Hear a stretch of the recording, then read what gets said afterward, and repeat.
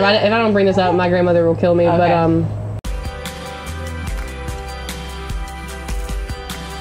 But I'm here at the Baker School of Aeronautics. Yes. And I am with Baker. Baker Duncan. So tell me what you do here, what this is. Where are we? So our school is for the AMP and IA courses, which is just your mechanic license, and then the IA is just a further license that you can get, so they'd be doing more of like the look over, the inspections of the AMPs. Airframe and power plant is what the AMP stands for. I always wondered that, yeah. My grandmother, Jennifer Baker, she's owned it for 30-something years now. She got the business when 1994, I want to say.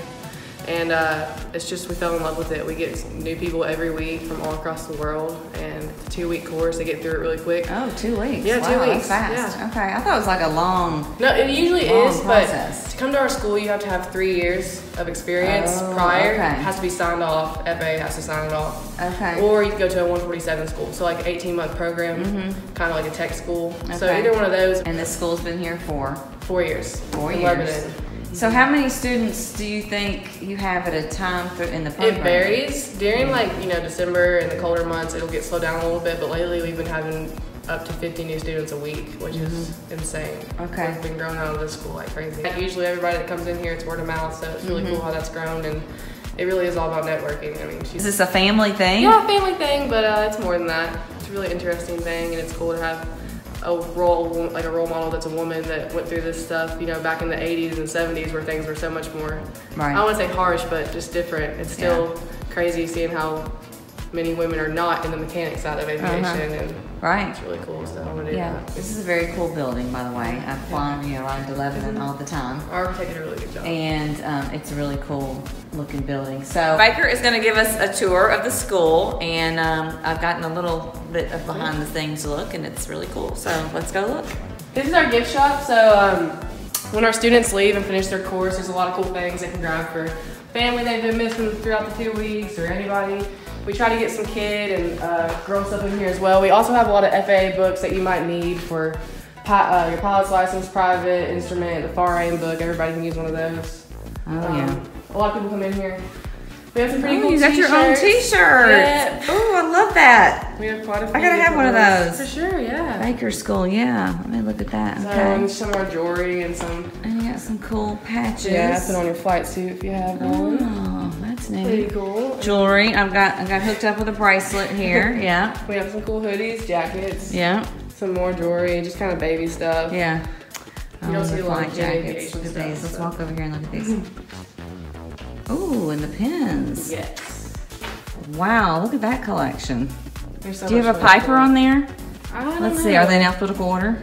Piper Logo, Piper Cheyenne, Cherokee, Piper Archer, right there. If you need one. Okay. All right, cool. Okay. Show me your classroom. All right. You were talking about a little bit earlier. And if you come in here and you know Natalie, we can give you a discount, a friend's discount. And this is our oral and practical class. Okay. So this is where they're going to be the second week after they've passed all their FAA tests. 3 writtens, they're pretty crucial. They're pretty hard to get through. And think about taking 3 FAA tests in 1 week. That's hard. But once they get down here, they're going to be going over lectures with their instructors. Their instructors have been AMPs for, Bob's been an AMP for 40-something years, and Bryce is a little bit newer, but they're really good. And they'll get them up here, go over the questions that they're going to have in their test. And then we have that shop behind the classroom where they're going to be doing all their practicals. So they're going to like time magnetos, buck rivets, things like that. Cool. So. Okay, let's go check out the shop. All right. So this is the workshop area where you come and do hands-on practicals stuff. So, they don't spend a lot of their time in here just because most of these mechanics are experienced. So when they come through here, they kind of know what they're doing. But we're just showing them things that we know they're going to get on their practicals. So on that pink engine over there that the men seem to like a lot, that's where they time a magneto. They might get asked that in practical. It's pretty cool though. I mean, all this stuff is super old. A lot of it has been donated to us, which is super cool. So I know that was donated. I don't know from who. And I'm pretty sure one of these are donated. So they're old though. They're not meant to work. They're made to have errors on them so they can look at it and they can assess the problem. Right. Okay. Most of their practicals are going to be over like little stuff like wire bending and things like that. Safety procedures. Okay. Well, now, what's the difference in an AMP and just or is an AMP higher up than IA? The IA is higher. Okay. And what does that stand for? Inspection authorization. Okay. Okay. So are you trying to be an IA? I am in the future. I want to be an A&P right now. I kind of want to do it just so when I teach my guys, you know. Did your grandmother inspire you to get into it? Her and my mother. My mother's been an A&P for 20 years. Oh, your mother was So, too? yeah.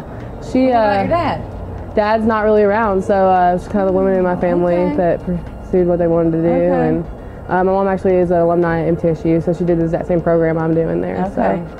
How many girl students do you have in your group at MTSU? In my maintenance class, one other girl. My maintenance course, I think there's probably like 20, 30 of us in the class I have, so. Do you socialize a lot with the people here at Lebanon Airport? Is there a pretty good community? It's a great community here. Yeah. So, like, I don't know how to do anything on my plane. Yeah, that's normal. Everybody does it. Is there any kind of, like, you can do preventative course? maintenance and stuff on your I know I can, but I don't know how. Is there any kind of courses for pilots that want to know basics, like change your oil? That's actually a good question, because I feel like that would be a really good thing. Initially, I was paying $300 to have my oil changed.